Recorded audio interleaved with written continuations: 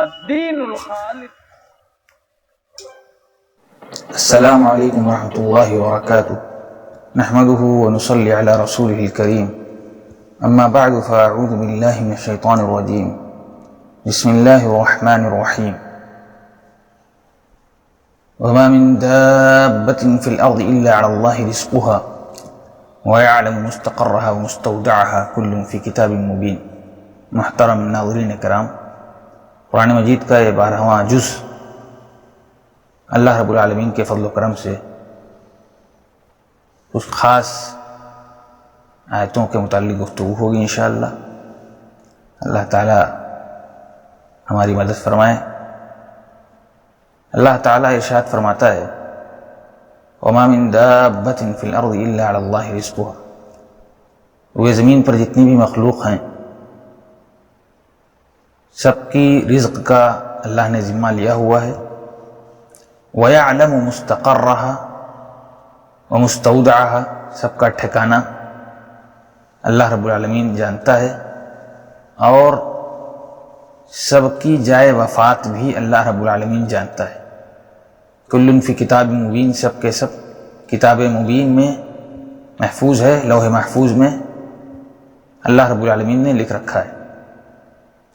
تو اللہ رب العالمین نے رزق کا ذمہ نہ صرف انسان بلکہ انسان کے علاوہ بے شمار مخلوقات ہیں،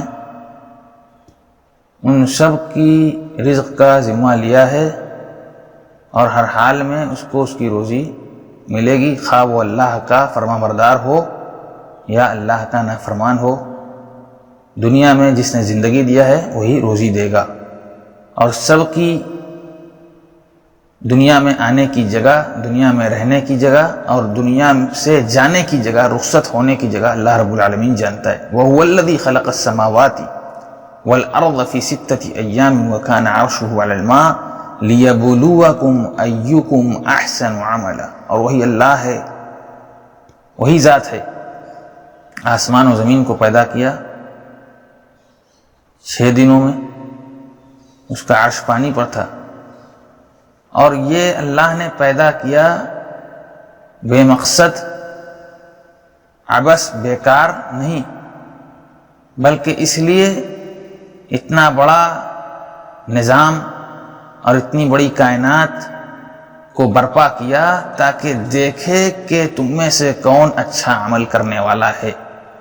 لیبلوکم ایکم احسن عملا. اتنی بڑی کائنات، زمین و آسمان کو بے وجہ بے مقصد نہیں قائم کیا، یہ صرف اس لیے کہ اللہ آزمائے کہ تم میں سے کون عمل کے اعتبار سے اچھا ہے، احسن. اور اللہ رب العالمین، غور کرنے کی بات ہے، یہ نہیں کہہ رہا ہے کہ کون زیادہ عمل کرنے والا ہے، اکثر عملہ. عمل کی کثرت کی طرف اللہ نے اشارہ نہیں کیا، عمل کی اچھائی، خوبی کی طرف اللہ نے، کوالٹی کی طرف اشارہ کیا کہ اللہ عمل کا حسن دیکھنا چاہتا ہے. وحسن عبادتک. اسی لیے اللہ کے نبی صلی اللہ علیہ وسلم ہر نماز میں دعا کرتے تھے اللہم اعنی. ہر نماز کے بعد یہ دعا کرتے تھے اللہم اعنی علی ذکرک و شکرک و حسن عبادتک. اچھی عبادت کی توفیق فرما، اچھی عبادت کی توفیق دے. اللہم اعنی علی ذکرک و شکرک. اپنے ذکر کی، اپنے شکر ادا کرنے کی توفیق عطا فرما، اور اچھی عبادت کی توفیق عطا فرما. ہر نماز کے بعد یہ دعا مسنون ہے. تو یہ اللہ رب العالمین دیکھتا ہے کہ آدمی کا عمل کیسا ہے، آدمی کا عمل کتنا ہے. اللہ یہ نہیں دیکھتا کیسا ہے، یہ دیکھتا ہے کہ اس عمل کے اندر 2 چیزیں پائی جاتی ہیں یا نہیں. وہ 2 چیزیں کیا ہیں؟ سب سے پہلی چیز اخلاص، رضائے الہی، اللہ کی خوشنودی، کہ وہ عمل اللہ کی رضا کے لیے کیا گیا ہے یا دنیا کو دکھلانے کے لیے. دوسری چیز ہے کہ وہ عمل قرآن و حدیث کے مطابق ہے یا نہیں. ان دونوں چیزوں کا ہونا عمل کے لیے ضروری ہے، کہ وہ عمل اللہ کے لیے ہو، اللہ کی رضا اور اس کی خوشنودی کے لیے ہو، اور دوسری چیز کہ وہ عمل قرآن و حدیث کے مطابق ہو. ان میں سے کوئی ایک چیز بھی فوت ہوگی تو وہ عمل ضائع اور بیکار ہے، اور وہ عمل اللہ کے نزدیک قابل قبول نہیں ہے. اللہ رب العالمین ارشاد فرماتا ہے حضرت نوح علیہ السلام کے بارے میں، اور حضرت نوح کا جو ان کے لڑکے کے ساتھ مکالمہ ہوا، گفتگو، اس کا بیان اللہ رب العالمین کرتا ہے قال سآوي إلى جبل يعصمني من الماء قال لا عاصم اليوم من أمر الله إلا من رحم وحال بينهم الموج فكان من المغرقين. کہ نوح علیہ السلام کے لڑکے نے کہا میں پہاڑ پر چڑھ جاؤں گا، مجھے پناہ مل جائے گی. قال لا عاصم اليوم من امر اللہ الا من رحم. حضرت نوح علیہ السلام نے کہا کہ آج اللہ کے حکم سے کوئی بچ نہیں سکتا سوائے اس کے جس کو اللہ بچا لے، کوئی بچانے والا نہیں. وحال بینہم الموج، اور اسی درمیان موج دونوں کے درمیان آئی، دونوں کے بیچ میں آئی. فکان من المغرقین، اور نوح علیہ السلام کا لڑکا غرق ہو گیا. یعنی جس کو غرق ہونا تھا وہ غرق ہو گیا، وہ ڈوب گیا، وہ ہلاک ہو گیا، اور موج آ کر نوح علیہ السلام کے لڑکے کو بہا لے گئی. تو شیخ الاسلام ابن تیمیہ رحمہ اللہ نے یہاں پہ ایک نقطے کی طرف اشارہ کیا ہے درء تعارض العقل والنقل میں، کہ عقل اور نقل میں فوقیت کس کو ہے. آدمی کی عقل کہتی ہے کچھ اور اللہ رب العالمین کہتا ہے کچھ. آدمی کی سمجھ، اس کا دماغ، اس کی رائے کچھ کہتی ہے، شریعت کچھ کہتی ہے. شریعت کی تعلیمات کے مطابق کچھ اور بات ہوتی ہے، آدمی اپنے دماغ سے کچھ اور نقطہ سمجھتا ہے. تو لڑکے نے سمجھا کہ پہاڑ پہ چڑھ جائیں گے، اللہ کے عذاب سے بچ جائیں گے. عقل، اللہ تعالیٰ یہ کہتا ہے کہ کوئی نہیں بچ سکتا آج کے دن سوائے اس کے جس کو اللہ بچا لے. تو عقل نے کہا کہ پہاڑ پہ چڑھ جائیں گے، نقل نے کہا کہ آج کوئی نہیں بچ سکتا. قرآن نے کہا، اللہ نے کہا کوئی نہیں بچ سکتا سوائے اس کے جس کو اللہ بچا لے. اب عقل اور نقل کا آمنا سامنا ہے. اب اس میں سے فوقیت کس کو ملے گی؟ حق بات کون سی ہے اس میں سے کون سی بات صحیح ہے؟ آگے اللہ تعالیٰ کہتا ہے وَحَالَ بَيْنَهُمَ الْمَوْجُ فَكَانَ مِنَ الْمُغْرَقِينَ. عقل کا کچھ سر اور پیر نہیں. وہ بات جو عقل سے سمجھی جاتی ہے، جس بات کا نتیجہ عقل سے نکالا جاتا ہے، وہ ضروری نہیں ہے کہ صحیح ہو، قرآن اور حدیث کے مطابق ہو، اللہ کے فرمان کے مطابق ہو. وہ ڈوب گیا. اس کی عقل نے جو بات اس کو سمجھائی وہ بات باطل نکلی، اور باطل وہ غلط ہے، وہ باطل ہے، اور وہ اشکارا ہو جائے گا کہ وہ غلط ہے اور وہ حق ہے. جو حق ہے وہ سامنے آ جائے گا، اور حق سامنے آ گیا. حق کیا تھا؟ نقل، اللہ کا حکم، اللہ کا فرمان کہ آج اللہ کے حکم سے کوئی نہیں بچ سکتا، اور وہ لڑکا ڈوب گیا. حضرت علی رضی اللہ عنہ کہتے ہیں لو کان الدین بالرأی لکان اسفل الخفین اولا من اعلیٰ. اگر دین آدمی کے عقل کے حساب سے ہوتا، جو عقل کا گھوڑا دوڑاتے ہیں، تو اس حساب سے دین نہیں ہے. اگر ایسا ہوتا تو موزے کے نچلے حصے پر مسح کرنا یہ زیادہ بہتر ہوتا بنسبت اوپر مسح کرنے کے، کہ آدمی چلتا ہے تو گرد و غبار تو نچلے حصے پر لگتے ہیں. وَلَقَدْ رَأَيْتُ رَسُولَ اللَّهِ صلی اللہ علیہ وسلم يَمْسَحُ عَلَىٰ خُفَّيْهِ. میں نے تو اللہ کے نبی صلی اللہ علیہ وسلم کو دیکھا ہے وَقَدْ رَأَيْتُ رَسُولَ اللَّهِ صلی اللہ علیہ وسلم يَمْسَحُ عَلَىٰ خُفَّيْهِ، کہ آپ موزے کے اوپر مسح کرتے تھے، اوپری حصے پر. تو اس سے پتا چلا کہ آدمی عقل سے شریعت کو اور اس کے تعلیمات کو آنکے نہ، یعنی اس پر عقل پر نہ پرکھے. عقل یہ کسوٹی نہیں بن سکتی شریعت کو سمجھنے کے لیے. اللہ کا فرمان ہے قرآن، اور اللہ رب العالمین کا اور اس کے نبی محمد عربی صلی اللہ علیہ وسلم کی تعلیمات ہیں، وہ ہمارے سامنے آ جائیں، ہم سر تسلیم خم کر دیں. یہی ہمارے لیے بہتر ہے، اور یہی ایمان ہے ہمارا. فلا وربک لا یؤمنون، تیرے رب کی قسم ہے نبی، وہ مومن ہو ہی نہیں سکتا حتی یحکموک، یہاں تک کہ آپ کو حاکم و فیصل مان لے اپنے آپسی معاملات میں. ثم لا یجدوا فی انفسہم حرج، پھر اپنے دل میں کوئی حرج، کوئی تنگی، کوئی انقباض محسوس نہ کرے. ویسلموا تسلیما، اور شریعت اسلامیہ کے آگے، قرآن و حدیث کے آگے سر تسلیم خم کر دے، مان لے اللہ اور اس کے رسول نے جو بات کہی ہے. عقل کے گھوڑے نہ دوڑائے. حضرت نوح علیہ السلام کا لڑکا غرق ہو گیا. ونادى نوح ربه، حضرت نوح نے اپنے رب کو پکارا. فقال رب ان ابنی من اہلی، اے اللہ میرا لڑکا تو میرے اہل سے تھا، میرے گھرانے سے تھا، میرے خون سے تھا. وَإِنَّ وَعْدَكَ الْحَقَّ، اور تو نے وعدہ کیا تھا کہ تیرے گھر والوں کو بچائیں گے. وَأَنْتَ أَحْكَمُ الْحَاكِمِينَ، تو احکم الحاکمین ہے، تو حاکموں کا حاکم ہے. قال یا نوح انه ليس من اہلی، حضرت نوح علیہ السلام نے کہا کہ وہ تو میرا لڑکا تھا، میرے خون سے تھا، میری اولاد ہے وہ. اللہ رب العالمین نے کہا کہ اے نوح انه ليس من اہلی، وہ تیرے اہل سے نہیں ہے، نبی کا قرابت دار وہی ہے جو نبی پر ایمان لائے. نبی کی قرابت یہ قرابت اخروی قرابت دینی ہے.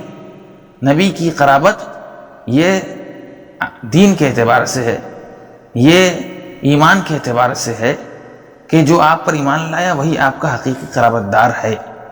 حقیقی قرابت دار وہی ہے جو نبی پر ایمان لائے. یہ آپ کی اولاد ہونے کی وجہ سے، آپ کا خون ہونے کی وجہ سے آپ کے اہل سے نہیں ہے. آپ کے اہل میں وہی ہیں جو آپ پر ایمان لائے، آپ کے قرابت دار وہی ہیں جو آپ پر ایمان لائے. نبی کا رشتہ دار، نبی کا قرابت دار وہی ہے جو نبی پر ایمان لائے. انہ عمل غیر صالح، اس کا عمل تو درست نہیں ہے، اس کا عمل درست نہیں ہے. اس کا عمل ہی اس کے لیے ذریعہ نجات بن سکتا ہے. اس کا عمل تو درست ہے نہیں، ناشائستہ کام کرتا ہے، غلط کام کرتا ہے، اللہ اور اس کے رسول کی نافرمانی کرتا ہے. من بطأ به عمله لم يسرع به نسبه، رسول اکرم صلی اللہ علیہ وسلم نے فرمایا کہ جس کا عمل اس کو پیچھے کر دے، اس کا نسب اسے آگے نہیں کر سکتا. اس کا نسب اسے کام نہیں آ سکتا کہ وہ فلاں کا ہے، اس کا باپ ولی ہے، یا اس کا باپ نبی ہے، یا وہ فلاں کی بیوی ہے، یا وہ فلاں کا بھائی ہے. یہ ساری چیزیں کام نہیں آ سکتی. عمل کام آئے گا، اس کا عمل جو اس نے اللہ کی رضا اور خوشنودی کے لیے اللہ کے حکم کے مطابق کیا ہے. اللہ تعالیٰ فرماتا ہے وَأَقِمِ الصَّلَاةَ طَرَفَيِ النَّهَارِ وَزُلَفًا مِنَ اللَّيْلِ، کہ اے نبی آپ نماز قائم کریں دن کے دونوں سروں میں، دن کے دونوں حصوں میں، شروع کے حصوں میں، آخر کے حصے میں. وَزُلَفًا مِنَ اللَّيْلِ، اور رات کے زیادہ تر گوشوں میں، رات کی گھڑیوں میں. ان الحسنات یذہبن السیئات، بے شک نیکیاں یہ گناہوں کو مٹا دیتی ہیں. ذالک ذکریٰ للذاکرین، یہ نصیحت پکڑنے والوں کے لیے نصیحت ہے. اللہ تعالیٰ نماز قائم کرنے والے، نماز قائم کرنے کا حکم دے رہا ہے. نماز قائم کرنے کا یہ حکم، یہ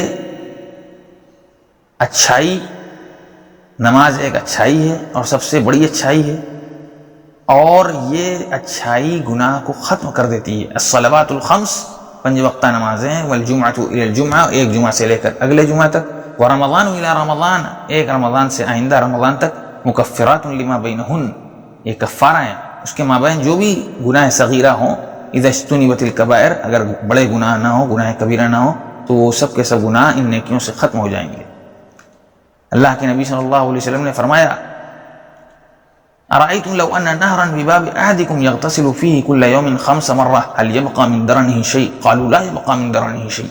قال فذلك مثل الصلوات الخمس يمحو الله بهن الخطايا.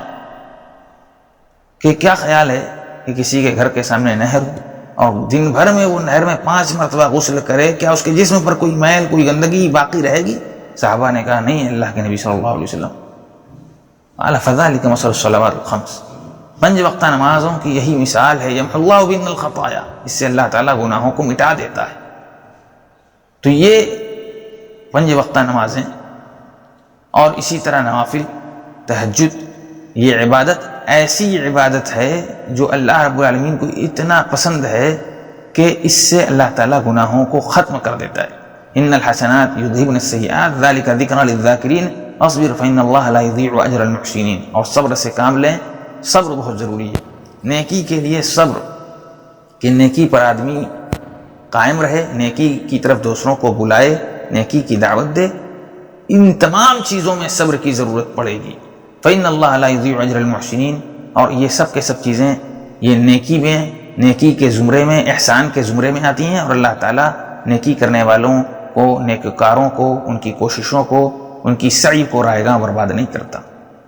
سورہ یوسف کا سلسلہ 12ویں پارے میں سورہ یوسف کی شروعات ہوتی ہے. حضرت یوسف علیہ السلام کا مقام و مرتبہ، رسول اکرم صلی اللہ علیہ وسلم کے اس فرمان سے آپ اندازہ لگائیں کہ رسول اکرم صلی اللہ علیہ وسلم نے کہا کریم ابن الکریم ابن الکریم ابن الکریم، یوسف بن یعقوب بن اسحاق بن ابراہیم، کہ شریف، معزز، اور پھر ان کے باپ بھی معزز، ان کے باپ بھی معزز، اور ان کے باپ بھی کریم و باعزت.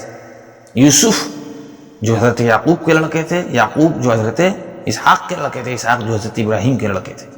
تو یہ مقام و مرتبہ ہے کہ آپ نے کریم کہا ان کو بھی، ان کے باپ حضرت یعقوب کو بھی، ان کے باپ حضرت اسحاق کو بھی، ان کے باپ حضرت ابراہیم کو بھی. یہ پورے ایسے سلسلے ہیں نبیوں اور رسولوں کے کہ ان کو اللہ رب العزت نے بڑا اونچا مقام دیا، بہت اونچا مرتبہ دیا۔ سورہ یوسف ایک مستقل قرآن مجید میں ایسی صورت ہے جس میں پورا واقعہ اور حضرت یوسف علیہ السلام کی زندگی کے حالات، ان کا صبر اللہ رب العالمین نے بیان کیا کہ نوجوانوں کے لیے حضرت یوسف علیہ السلام کی زندگی میں کتنا بڑا درس، کتنا بڑا سبق ہے کہ جو اس کی مثال پیش کرے گا رب العالمین اسے عرش عظیم کے سائے میں جگہ دے گا۔ وَرَجُلٌ دَعَتْهُ امْرَأَةٌ ذات منصب و جمال، کہ کوئی ایسا آدمی جس کو کوئی عورت برائی کی دعوت دے، جو ایک اونچے گھرانے سے، ایک خوبصورت اور ایک اعلیٰ گھرانے سے تعلق رکھتی ہے، ایک بڑے قبیلے سے تعلق رکھتی ہے اور وہ برائی کی دعوت دے رہی ہے، وقال، اور وہ کہہ دے کہ میں اللہ سے ڈرتا ہوں۔ تو یہ حضرت یوسف علیہ السلام نے نمونہ پیش کیا۔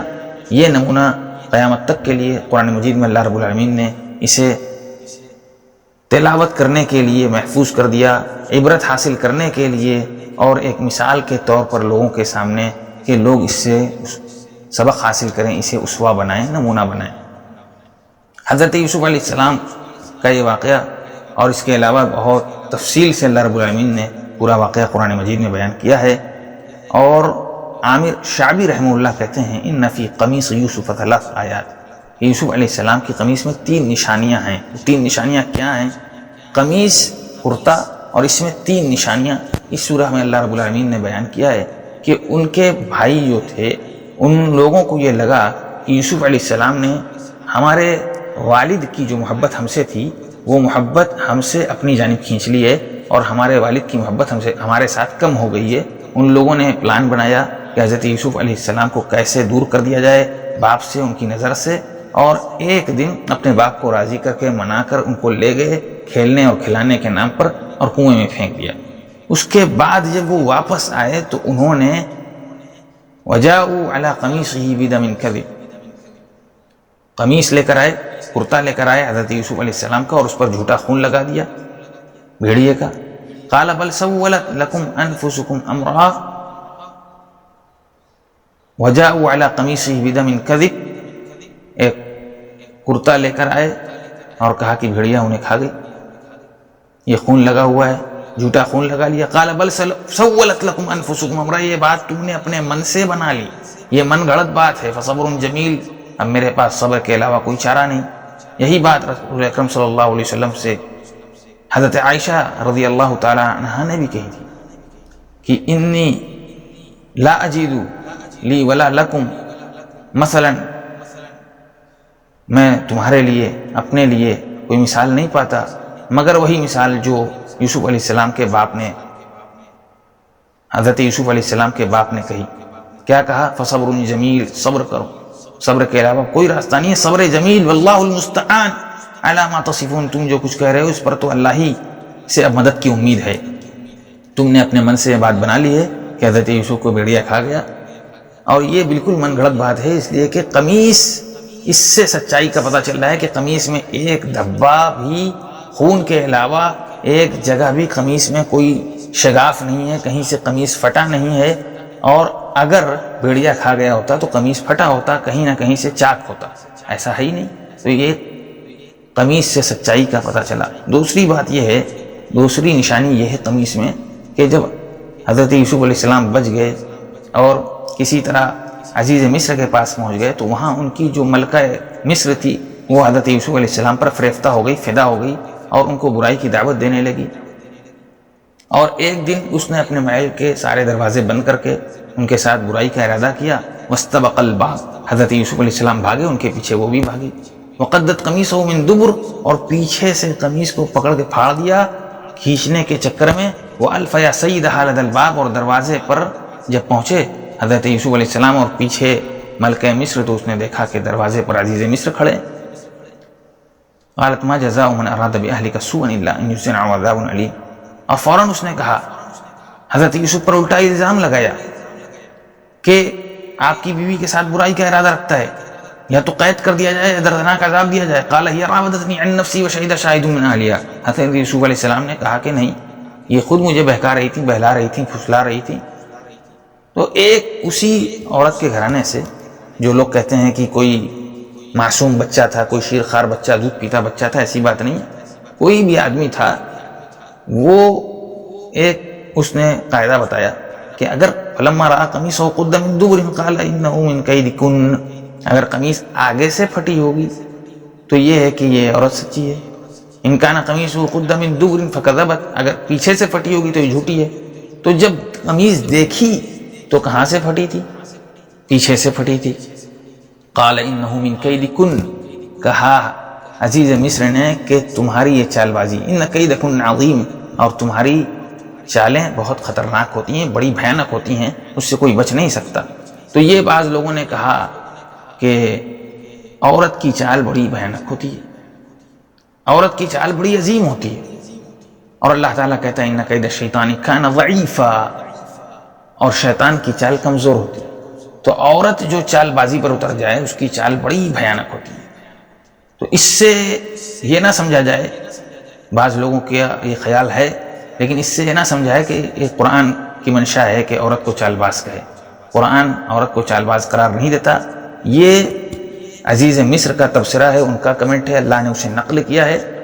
جو چال باز عورتیں ہیں انہی کو چال باز کہا جا سکتا ہے، تمام عورتوں پر یہ حکم نہیں لگایا جا سکتا کہ عورتیں چال باز ہیں، اور اسلام اس کی اجازت نہیں دیتا۔ قرآن کی ہرگز منشا نہیں ہے کہ عورتوں کو چال باز قرار دے یا ان کی چالوں کو شیطان سے بھیانک قرار دے۔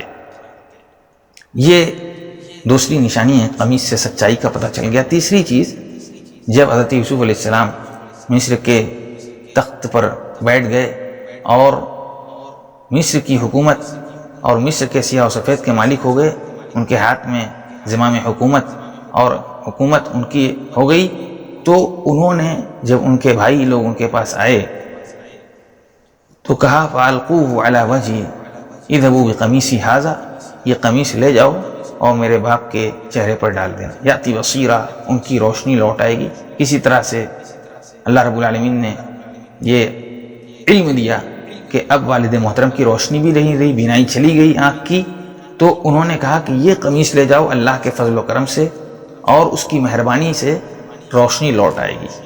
یہ کھلا ہوا اعجاز تھا کہ قمیص ان کے پاس لے جاؤ، فَأَلْقُوهُ عَلَى وَجْهِهِ، ان کے چہرے پر ڈالو، یاتی بصیرہ، روشنی لوٹ آئے گی، وَأْتُونِي بِأَهْلِكُمْ أَجْمَعِينَ، اور تم سب کے سب میرے پاس آ جاؤ، پورے گھر والے، پورے خاندان والے۔ تو یہ تیسری نشانی کہ اللہ تعالیٰ نے یہ قمیص جو حضرت یوسف علیہ السلام کی یعقوب علیہ السلام کے چہرے پر ڈالی گئی، اس سے ان کی بینائی لوٹا دی، آنکھ کی روشنی لوٹ آئی، اور اس سے حضرت یوسف علیہ السلام کی اپنے بھائیوں سے، اپنے ماں باپ سے محبت کا بھی اندازہ ہوتا ہے کہ حضرت یوسف علیہ السلام نے سب کو معاف کر دیا، باوجود اس کے کہ سب کے سب کھلے ہوئے حضرت یوسف علیہ السلام کی دشمنی میں تھے۔ اللہ تعالیٰ قرآن مجید میں اس سورہ میں بہت ساری عبرت اور نصیحت کی چیزیں بیان کرتا ہے۔ سورہ کے آخر میں کہتا ہے لَقَدْ كَانَ فِي قَصَصِهِمْ عِبْرَةٌ لِأُولِي الْأَلْبَابِ، اس میں اہل علم کے لیے، عقل مندوں کے لیے بڑی نصیحتیں۔ مَا كَانَ حَدِيثًا يُفْتَرَىٰ، یہ کوئی من گھڑت بات نہیں، وَلَكِنْ تَصْدِيقَ الَّذِي بَيْنَ يَدَيْهِ، جو پچھلی کتابیں پڑھے ہیں اور جو پچھلی کتابوں کا علم رکھتے ہیں وہ جانتے ہیں کہ یہ پچھلی کتابوں کی تصدیق ہے، اس میں جو چیزیں آئی ہیں اس کو اس سے زیادہ واضح انداز میں اللہ نے اس میں بیان کر دیا۔ وَتَفْصِيلَ كُلِّ شَيْءٍ، ہر چیز کی مکمل تفصیل و بیان۔ وَهُدًى وَرَحْمَةٌ، کتاب ہدایت اور رحمت ہے ایمان والوں کے لیے۔ آخر میں دعا ہے الٰہِ العالمین تو ہمیں قرآن مجید سمجھنے، پڑھنے اور اس پر عمل کرنے کی توفیق عطا فرما، آمین۔ السلام علیکم ورحمۃ اللہ وبرکاتہ۔